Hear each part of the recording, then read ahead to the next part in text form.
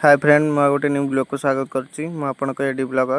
आपण माने भाबुथिबे मु गाटा तेल पकई रात रे कुआडे जाउ वीडियोटा लास्ट पर्यंत देखंतु सब बुझ पारिबे। ए पेट्रोल टैंक रे इते सुंदर डेकोरेशन करसन जे थरे आसु द्वितीय थर इच्छा होबो तक आसी मते बहुत सुंदर लागला सेति पई आपण मानु टिए शेयर कर दिली। आ लेट करबानी जो काम को आछे से काम को फोकस करबा।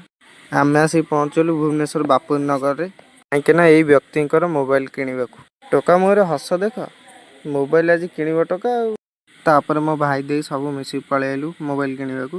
डिस्कशन करसन को मोबाइल ने जे दुकानटा उठे नेबे फाइनेंस रो किछि इश्यू थिला बोली फोन किणी हेला इयाडे 10टा बाजलानी मोबाइल दुकान सब बंद हेला छाड़ किछि कथा नै काली आसी डायरेक्ट नेक जीवु